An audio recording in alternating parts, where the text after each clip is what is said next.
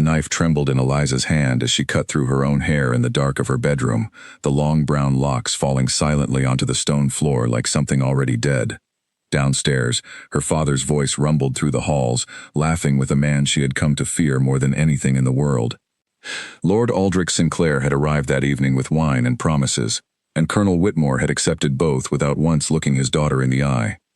The betrothal would be announced at dawn. Eliza had until then to disappear. She wrapped the cut hair in a cloth and shoved it beneath her mattress, then pulled on her older brother's riding clothes he had left behind 2 years ago when he sailed for the colonies and never returned. The shirt hung loose on her shoulders. The boots pinched her toes. She did not care. She smeared dirt across her cheeks and rubbed ash into her fingernails until her hands looked like they had never known silk gloves. Her mother found her at the window, one leg already over the sill. "Eliza, stop this madness," Margaret Whitmore whispered, her candle throwing a shaking light across the room. "Your father has debts, real debts.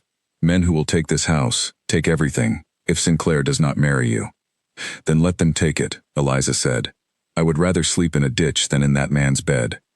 Her mother's eyes filled with tears, but she did not call out. She pressed a small pouch of coins into Eliza's palm instead, coins she must have hidden away for years, and kissed her daughter's forehead once before stepping back into the shadows of the hallway. Eliza never forgot that kiss. It was the last soft thing she would feel for a long time. She climbed down the ivy at the side of the house and ran. The night swallowed her whole. She did not know these roads, had never walked further than the garden gate without a chaperone, but fear taught her feet quickly. She kept to the tree line, flinching at every owl's cry, every snap of a branch underfoot. Somewhere behind her she imagined she heard hoofbeats, Sinclair's men already searching, though it was surely only her own frightened heart pounding in her ears. By the time the sun rose, gray and cold over the hills, Eliza had walked further than she had ever walked in her life. Her feet bled inside her brother's boots. Her stomach ached with hunger. She had no plan beyond the single, desperate thought that had carried her out the window. Get away. Now, standing at a crossroads with the pouch of coins growing lighter with worry in her fist, she understood that getting away was only the beginning. A cart rumbled past, loaded with hay, and the farmer driving it eyed her with mild curiosity but said nothing. Eliza kept walking. Hours passed. Her legs shook. When she finally saw the iron gates rising ahead of her, tall and black against the pale morning sky, she almost wept with relief simply to have something to walk toward. The gates belonged to Ashworth Hall, the grandest estate for miles, home to a duke whose name she had heard whispered at every dinner party she had ever attended and never once met. She did not care about dukes or titles now. She cared about the smoke rising from a distant chimney, which meant warmth, and the sound of horses beyond a low stone wall, which meant work, and work meant she might eat something before nightfall. She found the stable yard easily enough, following the scent of hay and the rhythmic clang of a hammer against metal. An old man with a weathered face and hands like leather stood at the forge, shoeing a bay mare who stamped with impatience. Eliza straightened her shoulders, lowered her voice as much as she dared, and approached him the way she imagined a boy would, chin up, step steady, though her heart hammered so hard she feared he would hear it. "You need a hand?" she asked. The old man looked up, studying her for a long moment. She held her breath. If he saw through her disguise now, before it had even properly begun, everything was finished. "You look half-starved," he said finally. "I can work hard," Eliza answered quickly. "I know horses. I'm not afraid of labor." He grunted, not quite agreeing, not quite refusing. "Name?" She had thought of this on the road, turning it over and over until it felt almost natural on her tongue. "Eli," she said. "Eli Witt." "Ferris," the old man said, nodding toward himself. "I run these stables for His Grace. You want to eat tonight, you muck out the far stalls before noon. Prove yourself, and we'll talk about wages." It was not a warm welcome, but it was not a rejection either. And in that moment, it felt like the greatest kindness Eliza had ever received. She thanked him with a stiff nod, the way she thought a boy might, and turned toward the stalls before he could look at her face too closely. The work was worse than she imagined.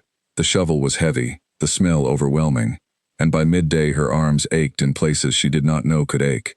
Still, she did not stop. Stopping meant Ferris might send her away, and being sent away meant the road again, and the road meant Sinclair's men might find her before she found anywhere else to hide.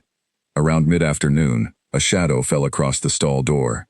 Eliza looked up, expecting Ferris, and instead found herself facing a tall man in a dark riding coat. his boots polished despite the mud of the yard, his expression unreadable as he studied the horses rather than her. She recognized, with a jolt of alarm, the bearing of someone accustomed to command.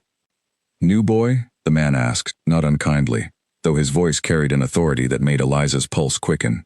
"Yes, sir," she managed, keeping her eyes low, praying her voice held steady. "Ferris is particular about who touches his horses," the man said. "If he's kept you this long, you must be doing something right."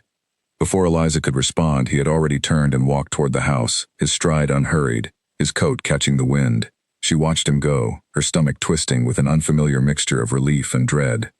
She did not yet know his name. She would learn it soon enough, and learn too that he was not a man easily fooled, no matter how carefully she hid. That night, Ferris allowed her a corner of the hayloft to sleep in, along with a heel of bread and a cup of watered ale.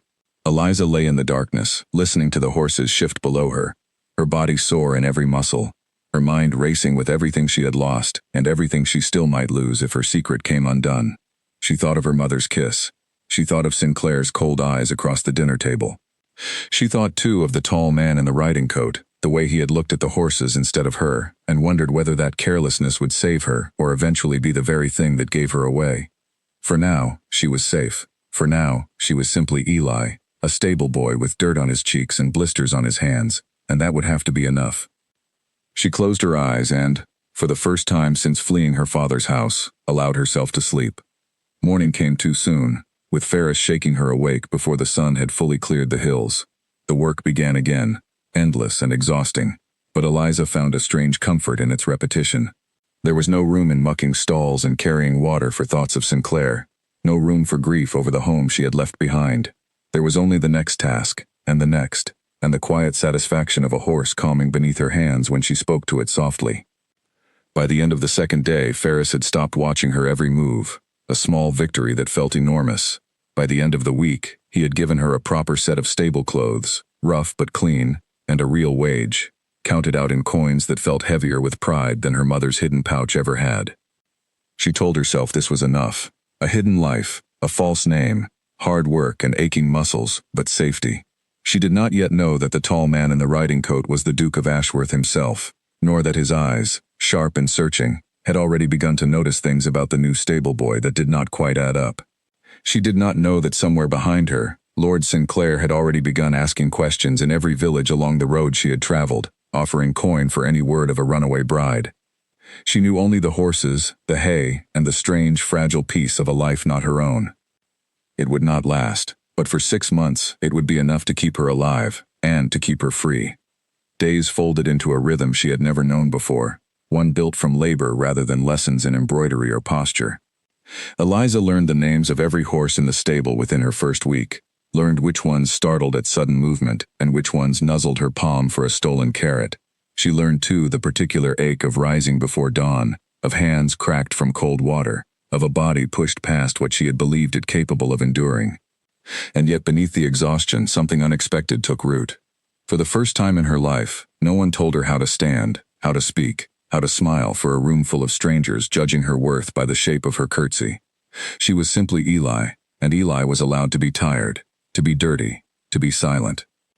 She thought often of her mother, wondering if Margaret Whitmore had wept through the night her daughter vanished, wondering if her father had raged, or simply calculated his losses and moved on to some other scheme.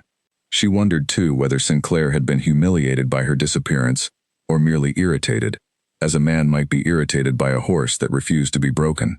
She did not know, and not knowing was its own kind of torment. A small stone she carried in her chest through every long day of shoveling and carrying and pretending. Still, each evening when she climbed into the hayloft and pulled the thin blanket over her shoulders, she reminded herself of the alternative, a life measured out for her by other people's debts, a husband chosen not for kindness, but for what he could settle in her father's ledgers. She would take blistered hands over that arrangement every single time, and so she closed her eyes each night grateful, however strange the gratitude felt, for the horses, for Ferris's gruff patience, and for the 6 months of freedom stretching uncertainly ahead of her. A scream tore through the stable yard, sharp and sudden, and Eliza dropped the water bucket she carried and ran toward the sound before she even thought to hide her fear. Charlotte Vane, one of the kitchen maids, stood frozen near the paddock fence, staring at a stallion that had broken loose and now circled the yard in a wild, dangerous panic, nostrils flaring, hooves striking sparks against the cobblestones. Eliza did not think. She moved toward the animal slowly, speaking low and even, the same way she had learned to calm frightened horses back home when no one else could. The stallion's ears flicked toward her voice. She kept walking, arms loose at her sides, until she stood close enough to catch the trailing rope and guide him, gentled now, back toward the gate. Charlotte watched with wide eyes. "You handled him like he was nothing," she said once the stallion was secured. "Ferris said that beast nearly took a groom's arm off last spring." "He wasn't dangerous," Eliza said, still catching her breath. "Just frightened. Frightened animals only need someone who isn't frightened back." Charlotte studied her a moment longer than felt comfortable, her gaze lingering on Eliza's face, her hands, the careful way she held herself even in stable clothes. "You talk different than the other lads," she said finally, softer. "Like you had schooling." Eliza's stomach dropped, but she forced a shrug. "My mother taught me letters before she passed. Doesn't mean much out here." It was enough to satisfy Charlotte for the moment, though something in the maid's expression told Eliza the questions were not finished, only postponed. Still, over the following weeks, Charlotte became the closest thing to a friend Eliza had in her new life, sneaking her extra bread from the kitchen, warning her when the housekeeper was in a foul temper, sharing gossip from the manor that Eliza absorbed hungrily despite herself. It was through Charlotte that Eliza first heard whispers of the Duke's own past, how he had inherited the title young after his father's sudden death, how he kept mostly to himself, distrustful of fortune hunters and flattery alike. "He watches everyone close before he trusts them," Charlotte warned one evening, handing Eliza a wedge of cheese wrapped in cloth. "Don't think because he's quiet he isn't paying attention. He notices things." Eliza would learn the truth of that warning soon enough. The Duke, Nathaniel Ashworth, had indeed begun noticing things, though he could not yet have named what troubled him about the new stable boy. It was not any single detail, it was the accumulation of them. The way Eli's hands, though calloused now, still moved with an unusual gentleness when brushing down a mare. The way he flinched, just slightly, at rough language among the other grooms, as though unaccustomed to it. The careful, measured way he spoke when addressed directly, choosing words a common stable boy would rarely bother to choose. Nathaniel found himself walking to the stables more often than strictly necessary, telling himself it was concern for the horses, though even he did not entirely believe the excuse. He watched Eli work from a distance one crisp morning, arms crossed, studying the boy's posture as he lifted a heavy saddle onto a gelding's back. There was strength there, hard-won and recent, but beneath it something else, a bearing that did not belong to a life of labor. "You've a good hand with the animals," Nathaniel said, stepping closer than he intended. Eliza startled, nearly dropping the saddle strap, and turned to find the Duke watching her with an expression she could not quite read. She bowed her head quickly, the way she had seen the other grooms do. "Thank you, Your Grace. Ferris taught me most of what I know." "Ferris taught you to speak that way as well?" Nathaniel asked, one eyebrow lifting slightly. Her heart lurched. "I don't understand, sir." "Nothing," he said, after a pause that stretched a beat too long. "Carry on." He walked away, but Eliza felt his gaze on her back long after he had gone, and that night she barely slept, replaying the exchange over and over, searching for what she might have said differently, wondering how much longer her disguise could hold beneath a scrutiny that sharp. Meanwhile, far beyond the walls of Ashworth Hall, Lord Sinclair had not abandoned his search. If anything, her disappearance had only sharpened his determination, wounded pride curdling into something colder and more dangerous. He rode from village to village with two of his men, offering coin to anyone who might have seen a young woman traveling alone, describing her in careful possessive detail, as though she were property misplaced rather than a person who had fled. Word of the search reached even the servants' quarters at Ashworth Hall eventually, carried by traveling merchants and passed along kitchen gossip. Charlotte brought the news to Eliza one evening, her voice hushed with worry. "A lord's been asking after a runaway girl," she whispered, glancing over her shoulder, though no one else was near. "Brown hair, gentlewoman's manners, vanished from her father's house near a month back. Sounds like someone might be running from a bad marriage." Eliza kept her face carefully still, though her pulse hammered against her ribs. "Lots of girls run from bad marriages, I expect." "Suppose so," Charlotte said, though her eyes lingered on Eliza a moment too long before she looked away. "Just be careful, Eli. Strange things happening around here lately."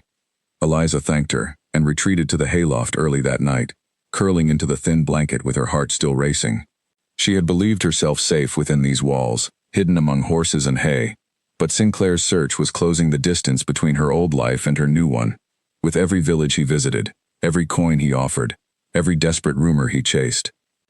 She thought of Nathaniel's sharp, searching questions in the stable yard that morning, and of Charlotte's careful, curious glances, and understood with a cold certainty that her disguise, however carefully built, was beginning to crack at the edges. 6 months of freedom had seemed an impossible distance when she first climbed through her bedroom window. Now, barely a month into her escape, she wondered if she would be fortunate to keep her secret even a single month more. Outside, the wind picked up, rattling the loose boards of the stable roof, and somewhere in the darkness a horse whickered softly, as though sensing the storm that was still to come.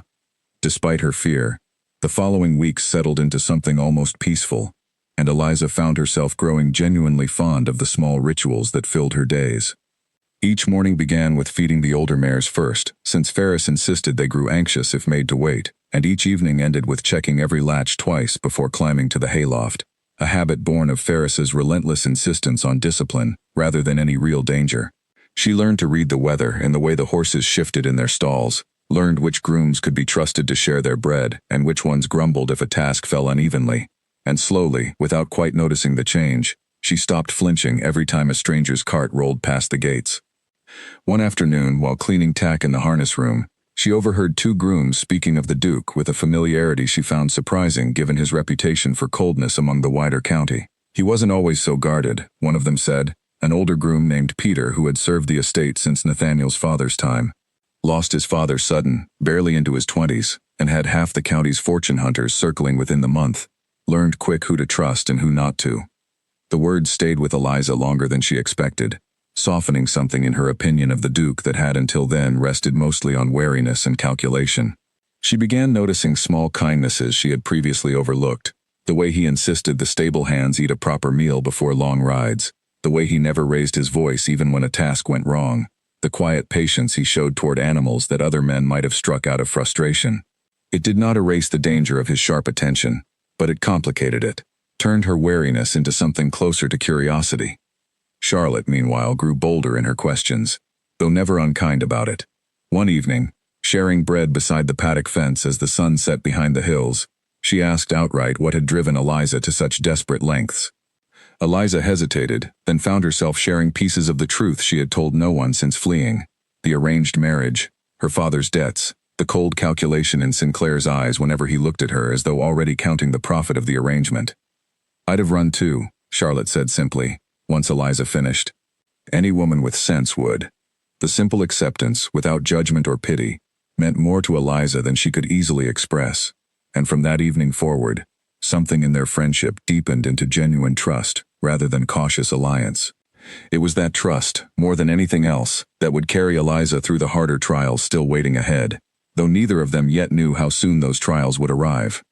The pitchfork slipped from Eliza's grip and drove straight through the side of her boot, and she bit down hard on a cry of pain, staggering against the stall wall as blood welled up dark through the leather. It was early morning, the yard still gray with mist, and no one else had yet come to begin the day's work. She sat heavily in the straw, breathing through clenched teeth, and pulled the boot free to examine the wound.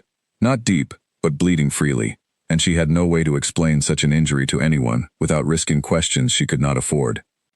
Charlotte found her there minutes later, having come early with a basket of bread for the grooms, and gasped at the sight of blood soaking through Eliza's stocking. "We need the doctor," Charlotte said at once, already moving toward the door. "No." Eliza caught her wrist, harder than she meant to. "No doctor. Please, Charlotte, I'll manage it myself."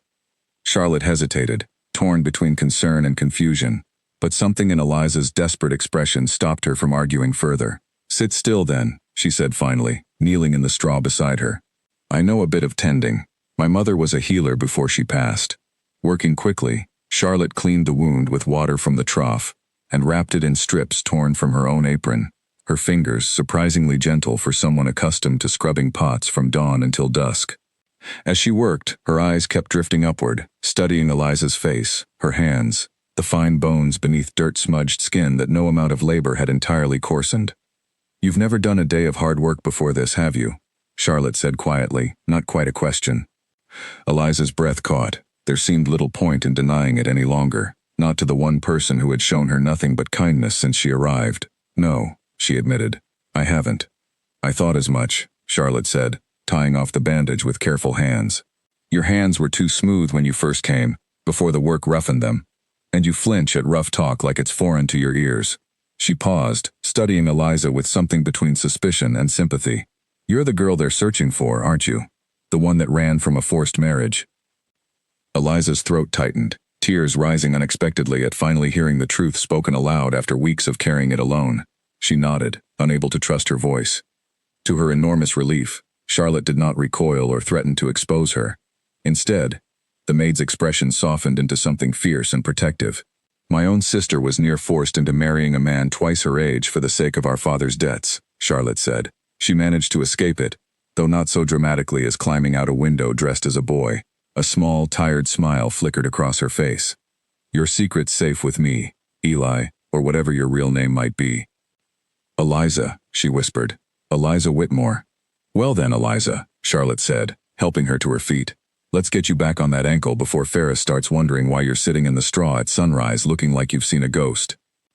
The relief of having one true friend within the walls of Ashworth Hall settled something anxious in Eliza's chest that had been coiled tight since the night she fled her father's house. Still, the injury slowed her, and she moved through the following days with a careful limp she tried desperately to disguise whenever Ferris or, worse, the Duke himself passed near the stables. Nathaniel noticed the limp within a day.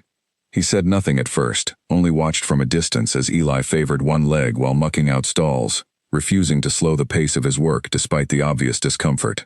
There was a stubbornness in it that intrigued him, a refusal to complain or ask for ease that he rarely saw even among grown men in his employ. He found himself, against his better judgment, drawn to observe the strange stable boy more closely than any hired hand deserved. It was 2 days later, while riding out to inspect a fence line at the edge of his property, that Nathaniel encountered a stranger on the road, a well-dressed man with 2 attendants, asking the local tenants pointed questions about a runaway young woman.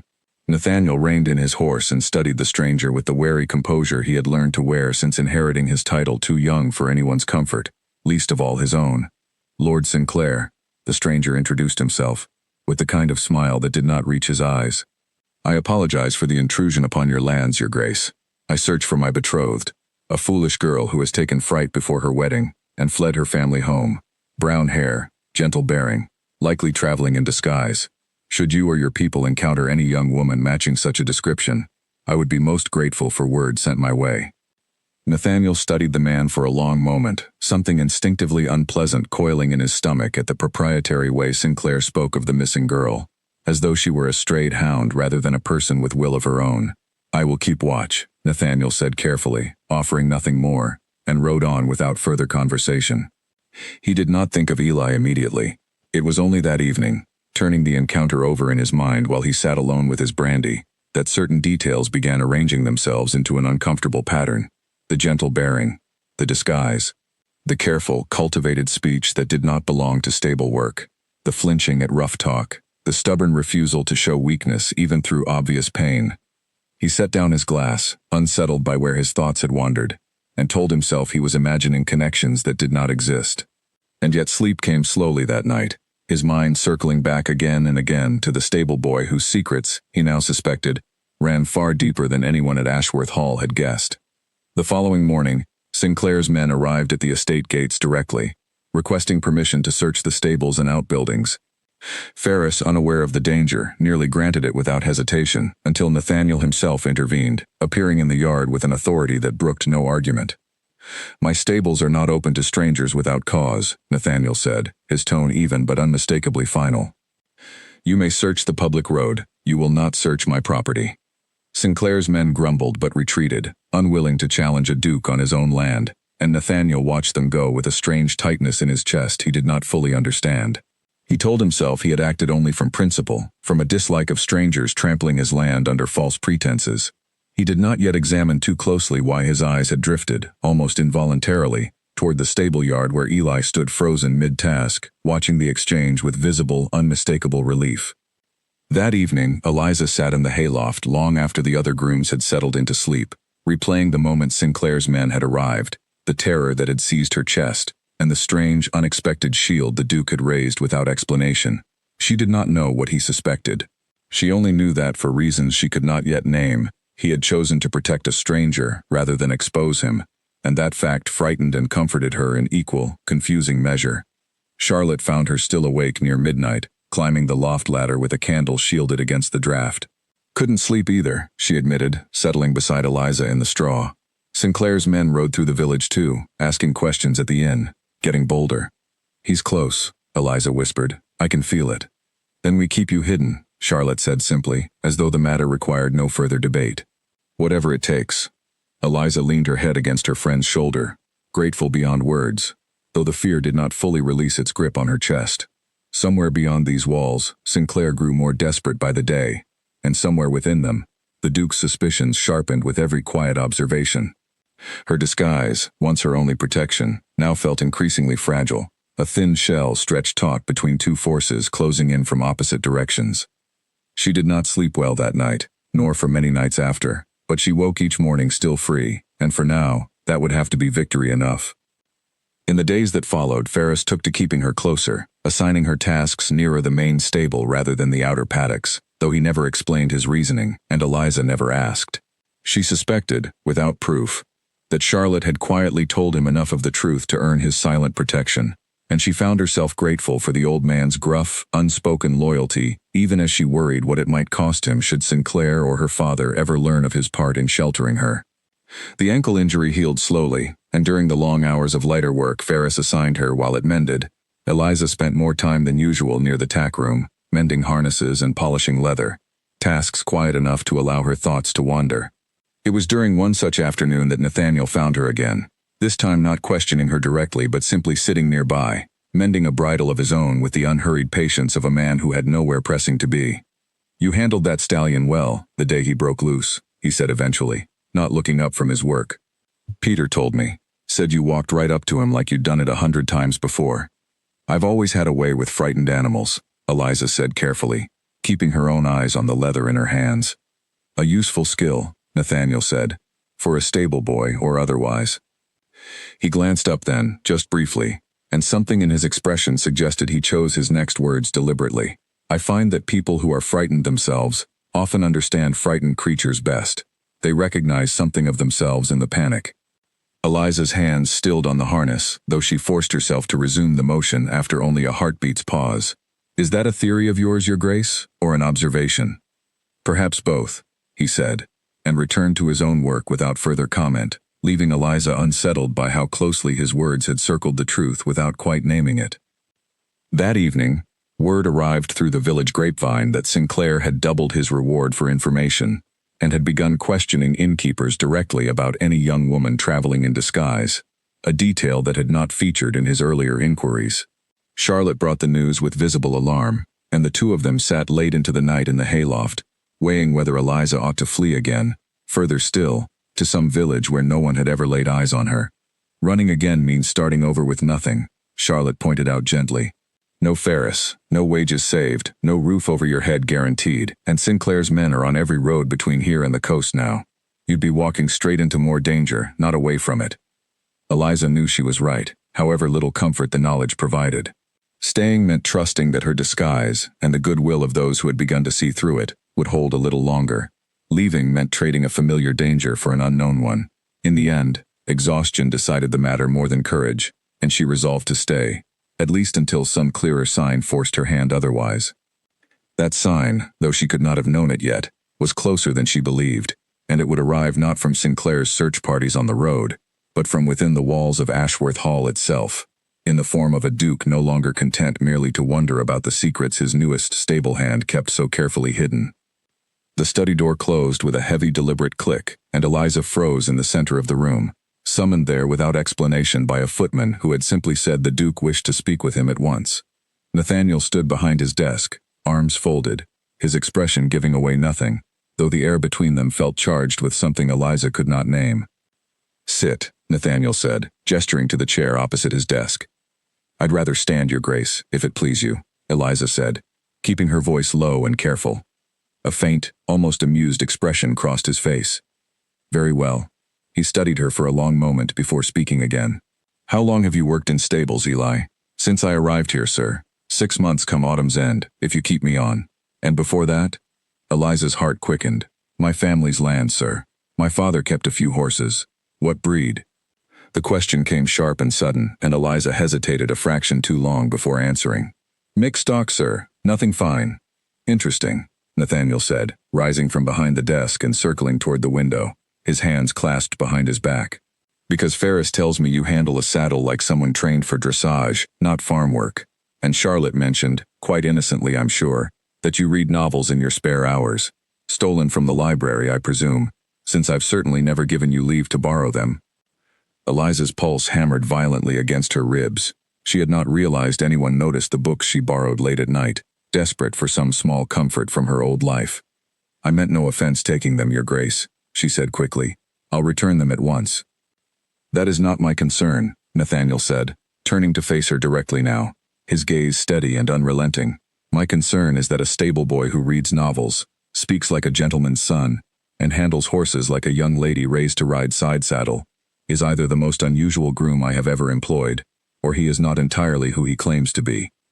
The silence stretched unbearably long. Eliza's mind raced through every possible answer, every lie that might satisfy him. But nothing came except the truth, pressing hard against her closed lips, demanding release after months of careful concealment.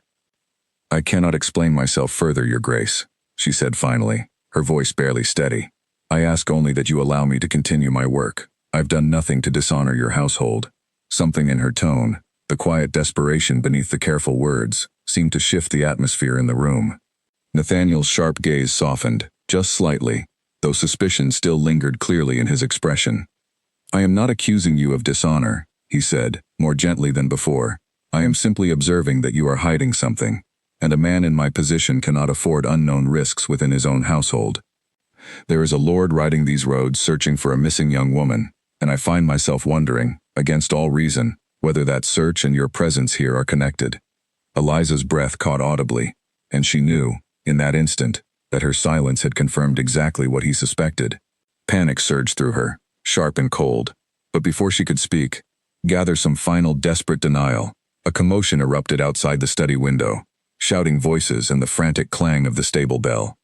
Nathaniel crossed to the window at once, and Eliza followed, her fear momentarily eclipsed by alarm at the sight beyond the glass. Sinclair's men had returned, this time with Sinclair himself among them, standing at the estate gates and arguing loudly with the gatekeeper, demanding entry to search the grounds under some claim of legal right. "Stay here," Nathaniel said, already moving toward the door. "Your Grace," Eliza began, but he was gone before she could finish, striding out to confront Sinclair directly, leaving her alone in the study with her heart pounding, and her carefully built world teetering on the edge of collapse. She did not stay in the study, however much he had commanded it. Instead, she slipped out through a side passage, moving quickly through the servants' corridors toward the stables, driven by pure instinct to hide, rather than wait passively for discovery. Charlotte intercepted her halfway across the yard, her face pale with worry. "He's here," Charlotte whispered urgently. Sinclair at the front gates, demanding to search the entire estate. "You have to hide, Eliza, now." "Where?" Eliza asked, her voice shaking despite her effort at control. "The grain store, behind the false wall Ferris built for storing his private stock. No one knows it's there but him and me." Charlotte grabbed her hand and pulled her toward the far end of the stable, past rows of curious watching horses, to a narrow storage room stacked with sacks of feed. Behind a shelf that appeared solid but shifted easily under Charlotte's practiced push, a narrow gap revealed itself, barely wide enough for a person to squeeze through. "Go," Charlotte urged. "I'll come for you when it's safe." Eliza pressed herself into the cramped space, the darkness closing around her, the smell of grain and dust thick in her throat. She heard Charlotte slide the shelf back into place, sealing her in near total blackness, and then footsteps retreating, and then silence, broken only by her own ragged breathing and the distant muffled shouting still carrying from the front gates. Time stretched unbearably in the darkness. She had no way to measure the passing minutes beyond the frantic rhythm of her own heartbeat, no way to know whether Sinclair's search had reached the stables yet, whether Nathaniel had successfully turned him away, whether Charlotte would return at all, or had herself been caught up in whatever chaos unfolded beyond the walls of her hiding place. At last, after what felt like hours though was likely only one, she heard the shelf slide aside once more, and Charlotte's face appeared, lit by a single candle, relief written plainly across her features. "He's gone," Charlotte said, helping Eliza climb free of the narrow space, her legs stiff and trembling. His Grace refused him entry outright, told him no lord had the right to search another peer's private household without proper legal cause, and threatened to report the intrusion to the magistrate himself. Sinclair left in a fury, but he's gone, at least for tonight. Eliza sagged against the grain sacks, exhausted relief flooding through her limbs. The Duke knows, she said quietly. He suspects everything, Charlotte. He questioned me directly, before Sinclair even arrived. Charlotte's expression grew serious. And what did you tell him? Nothing, Eliza admitted, but my silence told him enough.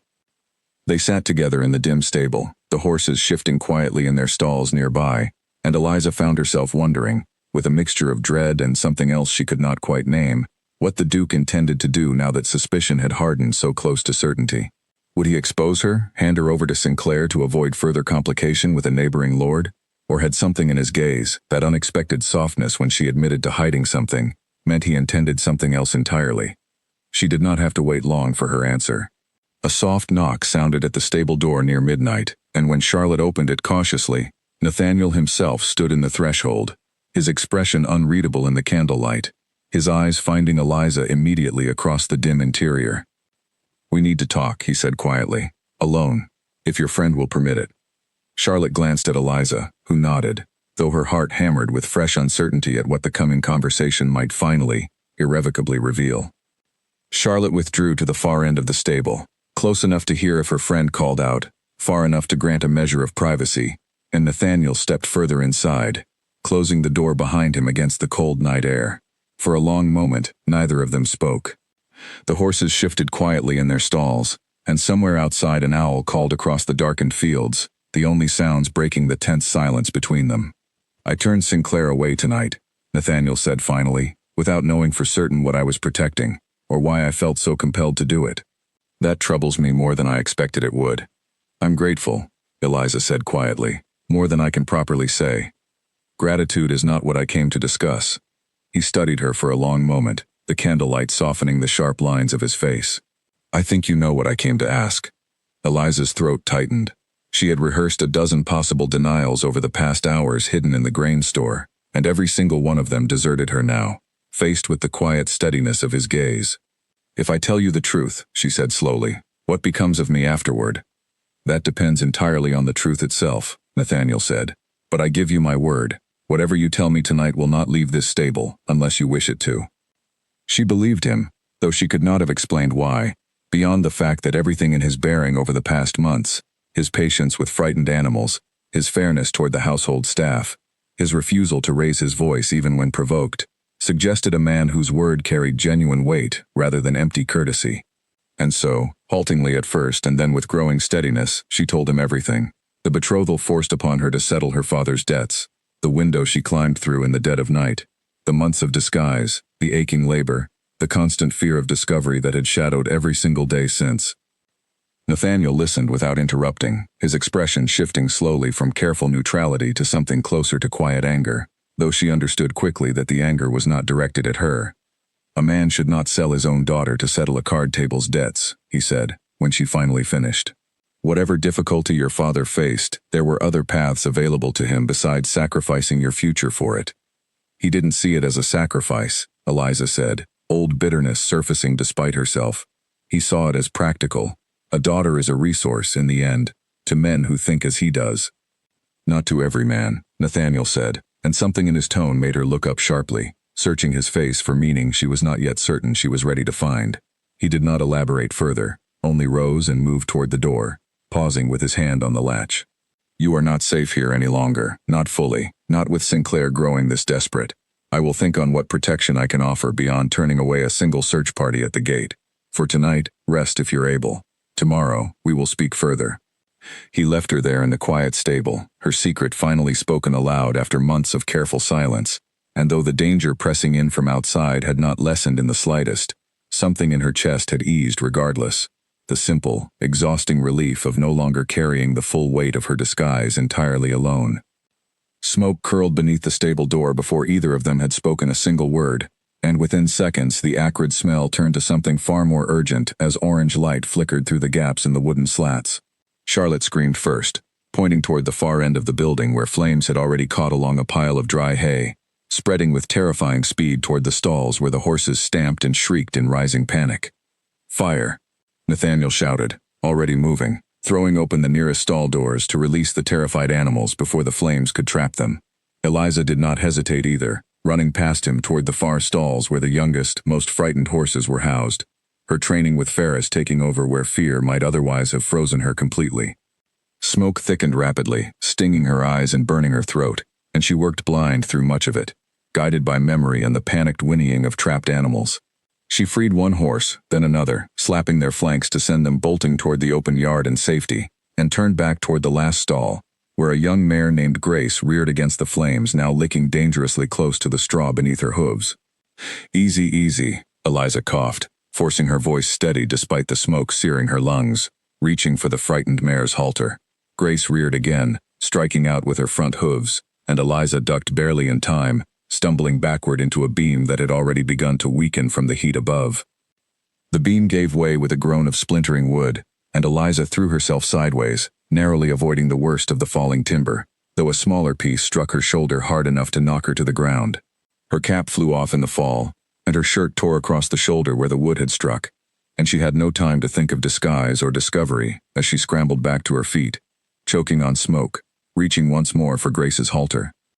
It was Nathaniel who reached her first, pulling her bodily away from the stall just as another section of the roof collapsed inward, sending a shower of sparks cascading down where she had been standing moments before. He dragged her clear, both of them coughing and stumbling into the cold night air of the yard, where the other grooms had gathered, buckets of water passing hand to hand in a desperate, disorganized effort to save what remained of the stable. It was only once they reached the safety of the yard, Nathaniel's arms still braced firmly around her, that he looked down and saw her clearly in the firelight, her cap gone, her cropped hair falling loose around a face no longer smudged enough with dirt to hide its fine, unmistakably feminine features. His grip on her shoulder tightened, not in anger, but in shock, understanding dawning across his face with the same terrible clarity as the flames still consuming the stable behind them. "You're a woman," he said, quiet enough that only she could hear it above the shouting and the roar of the fire. Eliza could not deny it, not with her disguise burned away as thoroughly as the building behind them. She met his gaze, exhausted and terrified, and simply nodded, waiting for whatever judgment would follow. He said nothing more in that moment. There was no time, not with the fire still raging and half the household scrambling to contain it, and so he released her shoulder and turned back toward the chaos, shouting orders to the gathered servants, organizing the effort to save what horses and structure remained. Eliza stood frozen in the yard, her secret finally, irrevocably exposed, watching him work with an authority that left no room for the question burning nearly as fiercely in her chest as the flames themselves. What would he do with the truth, now that he possessed it completely? The fire took nearly 2 hours to fully extinguish, leaving half the stable a smoking ruin by the time the last flame was smothered.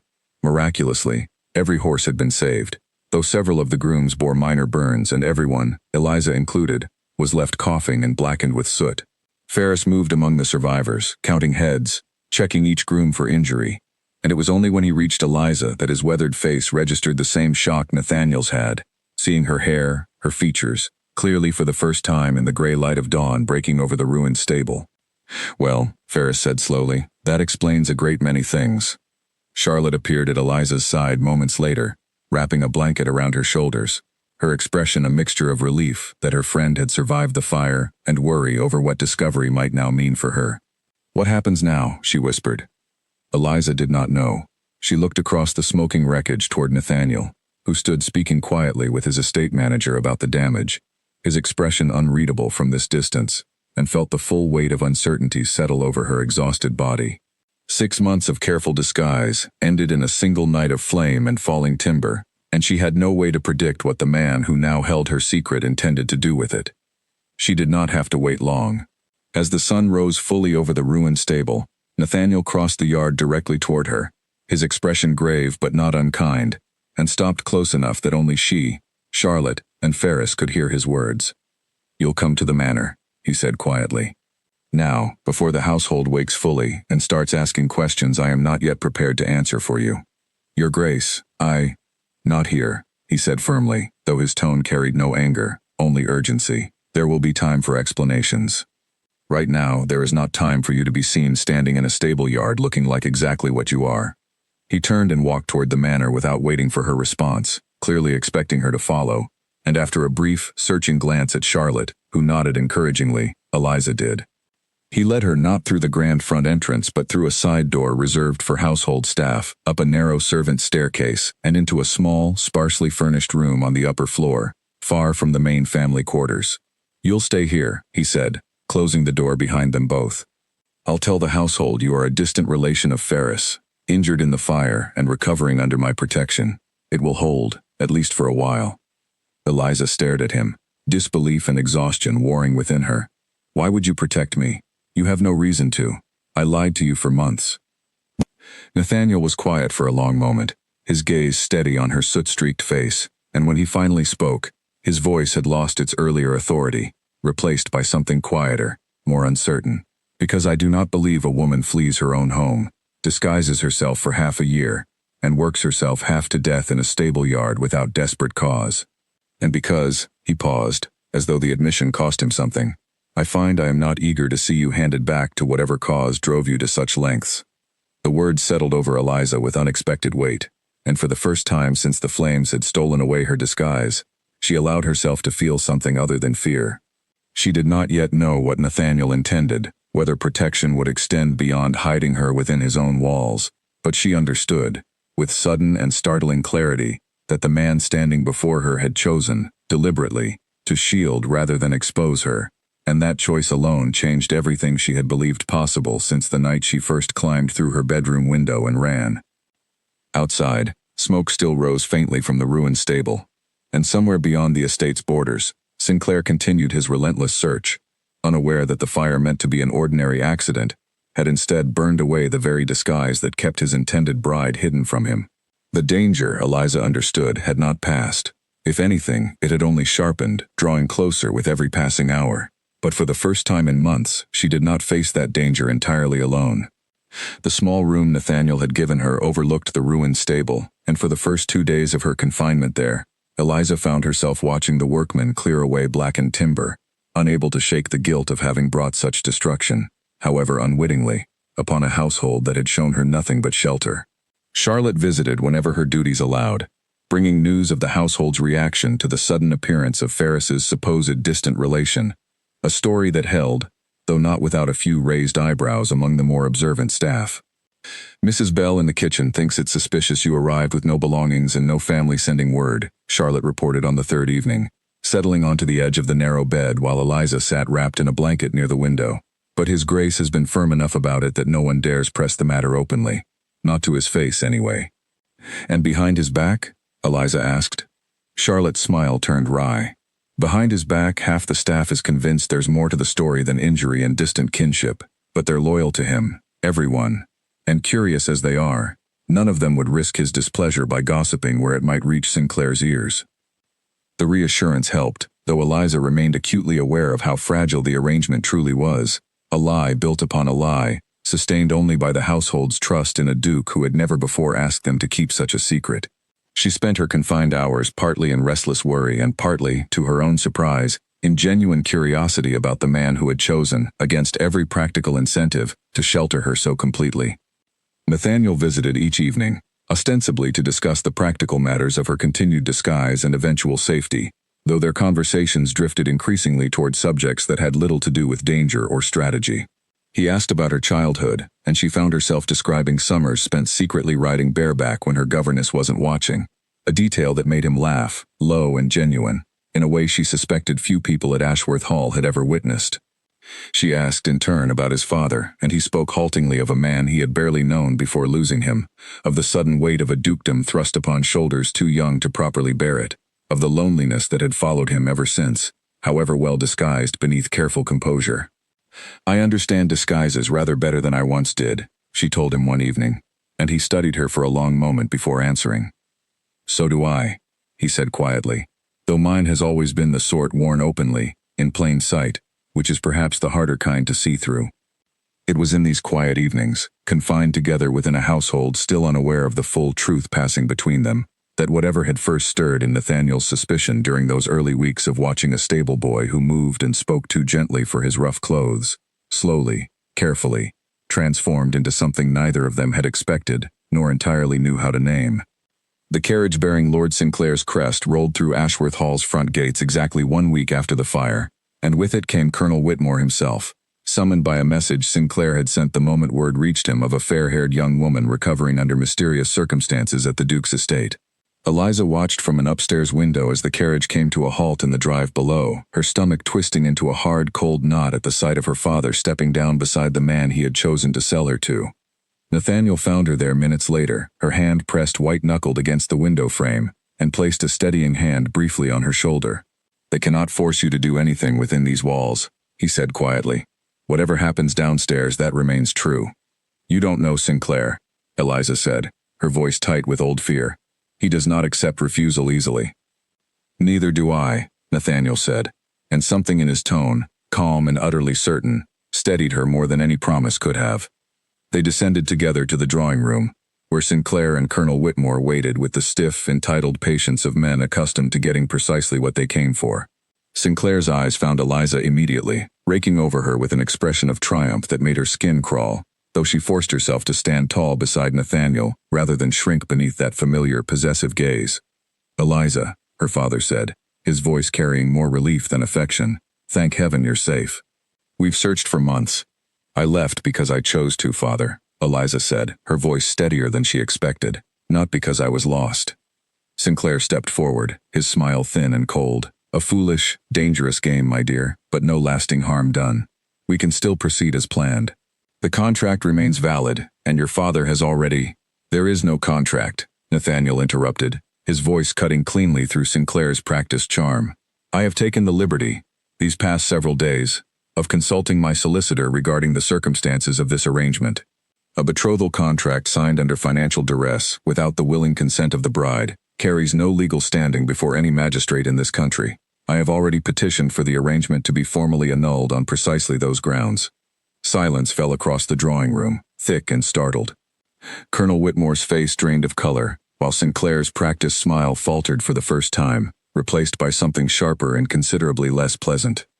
"You overstep considerably, Your Grace," Sinclair said, his voice tightening with barely restrained anger. "This is a private family matter, not the concern of a neighboring peer."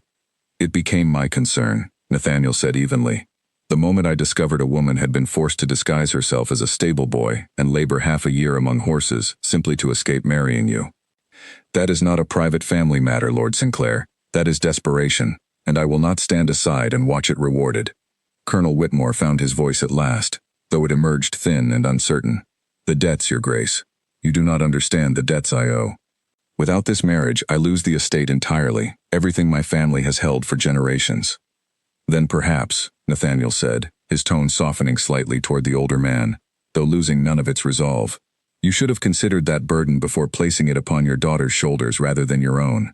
He paused, glancing briefly at Eliza before continuing.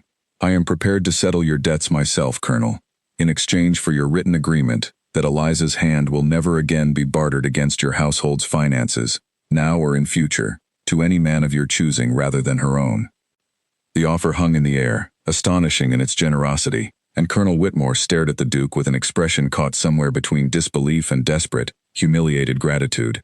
Sinclair, meanwhile, had gone rigid with fury, understanding clearly that whatever leverage he once held had evaporated entirely in the space of a few calm, unyielding sentences. "This is absurd," Sinclair snapped. "You cannot simply purchase another man's daughter out from beneath a lawful arrangement." "I am not purchasing anything," Nathaniel said, his voice hardening. "I am settling a debt that should never have been placed upon her in the first place, and freeing her from an arrangement built on coercion rather than consent. What Eliza chooses to do afterward, including whether she wishes anything further to do with either of us, remains entirely her own decision, not yours, and not mine." All eyes turned toward Eliza then, and she felt the weight of the moment settle fully upon her shoulders for the first time since fleeing her father's house months before. She thought of the hayloft, the ache of blistered hands, the terror of hiding behind grain sacks while Sinclair's men searched the grounds. She thought of Charlotte's fierce loyalty, of Ferris's gruff kindness, of Nathaniel's steady presence beside her, through every escalating danger of the past week. "I will not marry you, Lord Sinclair," she said clearly, meeting his furious gaze without flinching. "Not now, not ever, regardless of what contracts my father signed in desperation. I would rather return to mucking stalls for the rest of my days than spend one more hour bound to a man who saw me only as a solution to someone else's debts. Sinclair's composure finally shattered entirely, his face flushing with humiliated rage, but with Nathaniel standing immovable beside her, and the Duke's considerable influence clearly arrayed against him, there was little he could do beyond bluster empty threats about reputation and scandal, none of which held any real weight against a Duke's protection and a father's newly settled debts. Within the hour, Sinclair departed Ashworth Hall in a fury that satisfied no one, least of all himself, his carriage rattling back down the drive with considerably less triumph than it had arrived. Colonel Whitmore lingered longer, torn between shame and gratitude, and before he left, he crossed the room to where Eliza stood and, for the first time in longer than she could remember, embraced his daughter without calculation or condition attached. "I failed you," he said quietly. "I let my own troubles become your burden, and I am sorry for it, more than words can properly say." Eliza, exhausted but finally, truly free, allowed herself to accept the apology, imperfect and overdue as it was. "Go home, father," she said gently. "Rebuild what you can, but never again decide who I marry without asking me first." He nodded, understanding fully for perhaps the first time, and departed soon after, leaving Eliza alone with Nathaniel in the quiet drawing room, the danger that had shadowed her for 6 long months finally, completely lifted. "You didn't have to do any of that," she said softly, turning to face him. "Settle my father's debts. Risk your own standing defending a woman you'd known only as a stable boy for half a year." "I did not do it because I had to," Nathaniel said, stepping closer, his usual careful reserve giving way to something warmer, more open than she had ever seen from him. "I did it because somewhere between mucking stalls and hiding behind grain sacks and pulling you clear of a burning building, I found myself far more invested in your freedom than I ever expected to be." Eliza's breath caught, hope rising cautiously in her chest after months of allowing herself none. "What are you saying?"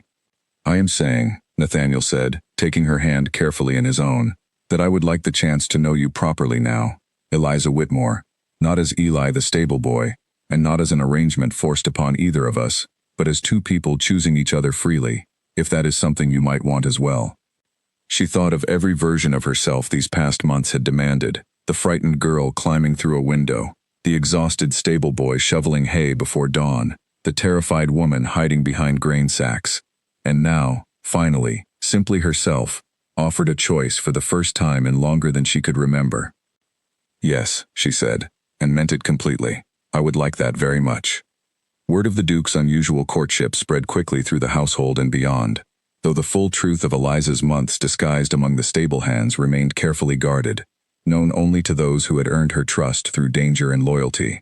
Charlotte wept with joy when she heard the news, and Ferris, gruff as ever, only grunted that he'd known there was something unusual about that boy from the very first day, though his proud smile betrayed considerably more affection than his words let on. Months later, when their engagement was formally announced before the assembled households of both estates, Eliza stood not as a girl traded away to settle someone else's debts, but as a woman who had fought, disguised and determined, for the simple right to choose her own path, and who now chose, freely and completely, the man who had seen past her disguise to the courage underneath it, and protected her, not because he had to, but because he wanted to. Charlotte stood witness at her side that day, along with Ferris, weathered and beaming, both of them present not as staff attending their employer's celebration, but as the true friends who had helped a frightened, disguised young woman survive long enough to become, at last, entirely and unapologetically herself. In the weeks following Sinclair's furious departure, Eliza found herself navigating a strange and unfamiliar territory, no longer a stable hand hiding among horses, not yet fully accustomed to the role of a duke's intended bride, caught somewhere between the 2 identities, while the household slowly adjusted to the truth of who she truly was.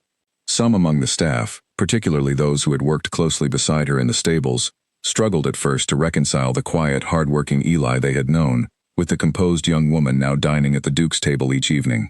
Peter, the older groom who had once spoken so freely of Nathaniel's guarded history, bowed so deeply upon their first proper introduction that Eliza laughed despite herself and insisted he needn't trouble himself with such formality, not from her. Ferris took longest to adjust, though not from any lack of affection. "Strangest thing," he admitted to her one afternoon, watching her direct the placement of a new weather vane atop the rebuilt stable roof, with the same confident authority she had once shown mucking out stalls. Spent months teaching a duke's future wife how to shovel manure properly, and never once suspected. You taught me a great deal more than that, Eliza said warmly. I'll never forget it, Ferris, whatever title I carry now. The old man's weathered face flushed slightly at the sentiment, though his gruff exterior softened considerably whenever she visited the stables in the months that followed, always finding some excuse to check on the horses she had once tended with her own aching hands. Nathaniel, for his part, found himself equally reshaped by the months of their strange courtship, his once careful reserve gradually giving way to an openness that surprised even those who had known him longest. He spoke more freely at dinner, laughed more easily at small jokes, and took genuine pleasure in accompanying Eliza on her frequent visits to the stables, learning gradually the particular language of patience and gentleness she had mastered during her disguised months among the horses. Their courtship, unconventional as its origins had been, unfolded with a steadiness neither of them had expected, built not upon the usual foundations of arranged advantage or calculated alliance, but upon the simple, hard-won trust of two people who had faced genuine danger together, and chosen, deliberately, to stand on the same side of it. By the time their engagement was formally announced, few among the wider county remembered or particularly cared about the unusual circumstances of their meeting, more interested in the obvious devotion between the Duke and his intended than in idle speculation about a story neither of them chose to explain in full detail.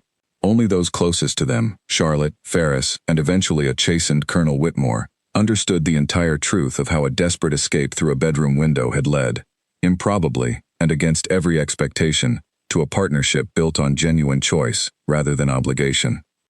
Spring arrived at Ashworth Hall with the rebuilding of the stable already well underway, new timber rising pale and fresh against the older stone walls that had survived the fire, and Eliza spent more mornings than a future duchess strictly ought to standing in the construction yard, directing where the stalls should be widened and which paddocks needed better drainage before the rains returned.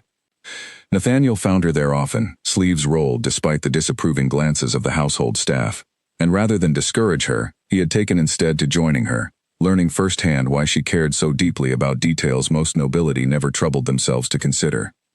Their wedding, when it finally came, was smaller than the grand society affair many had expected from a duke's marriage, held instead in the gardens behind the manor with only those who mattered most in attendance. Charlotte stood as Eliza's attendant, radiant with pride, having recently accepted a position as head of the household staff at Nathaniel's insistence, a role she filled with the same fierce loyalty she had once shown hiding a frightened runaway behind sacks of grain.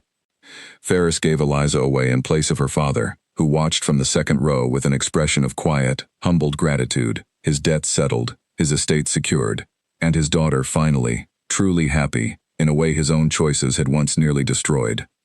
Lord Sinclair did not attend, though word reached Ashworth Hall eventually that his reputation had suffered considerably following the scandal of his failed arrangement, several other families quietly withdrawing their own daughters from potential matches once the story of his desperate, ultimately humiliated pursuit became known among the wider circles of society. Eliza felt no particular satisfaction in his downfall, only relief that his shadow no longer stretched anywhere near the life she had fought so hard to build. The new stable, completed by early summer, stood larger and sturdier than the one it replaced, and Eliza insisted on personally selecting the horses that would fill its stalls, working alongside Ferris and the grooms with an expertise that startled visitors unaware of her unusual history. She never fully abandoned the skills those 6 disguised months had taught her, the steady hands, the patient voice, the quiet understanding of frightened creatures that came only from having once been frightened and hidden herself. Charlotte married within the year as well, a young farrier from the village who had long admired her from a respectful distance, and Eliza stood as her attendant in turn, the two women's friendship, forged in secrecy and danger, only deepening once the need for either had finally passed. Ferris remained at the stables well into old age, training each new generation of grooms with the same gruff patience he had once shown a desperate, disguised young woman who had shown up at his gate half-starved and utterly determined. Years later, when their own children grew old enough to ask about the portrait hanging in the eastern hallway, the one showing their mother in stable clothes rather than silk, standing beside a young bay mare with an expression of fierce, unmistakable pride, Eliza would tell them the story honestly, every difficult, frightening detail of it, the window she climbed through, the disguise she built from desperation, the friends who protected her, and the man who chose to shield rather than expose her the moment he learned the truth. Freedom is not always given, she told them, watching their father across the garden, Still the same steady, watchful man who had once studied a stable boy's unusual gentleness with horses and refused to look away from what that gentleness eventually revealed. Sometimes you have to build it yourself, one difficult day at a time, and trust that the people worth keeping in your life will recognize you for who you truly are, disguise or no disguise, and choose to stand beside you anyway.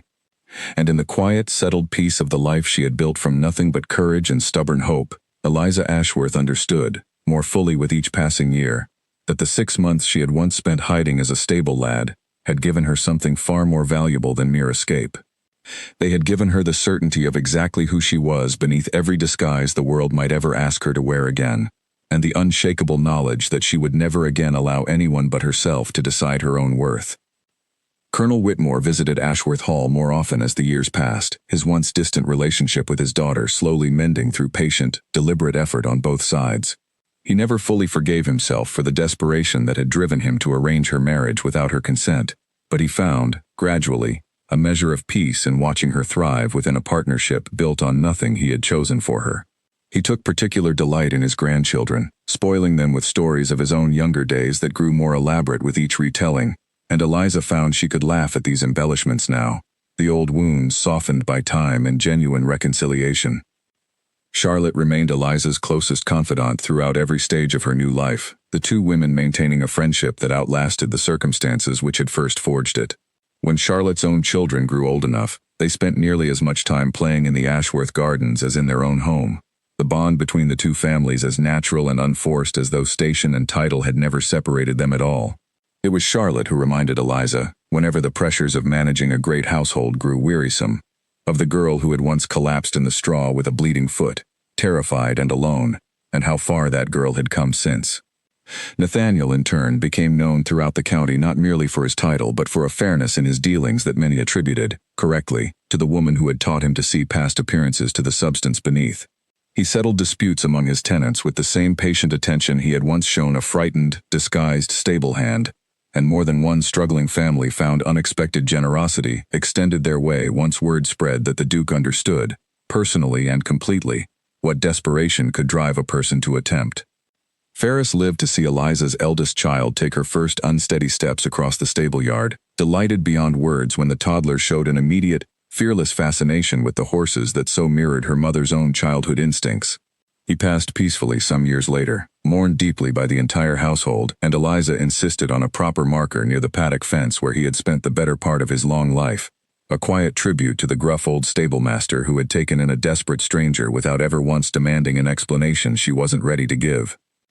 The portrait in the eastern hallway remained Eliza's favorite in the entire house, more treasured than any formal painting commissioned after her marriage, precisely because it captured not a duchess, but a woman who had once fought fiercely for the simple right to choose her own life, and had won that fight through nothing but courage, loyalty, and the stubborn refusal to accept a future chosen for her by anyone else's hand. Every time she passed beneath it, she remembered the window, the road, the hayloft, and the long 6 months that had asked everything of her, and given her, in return, a freedom she had built entirely with her own 2 hands.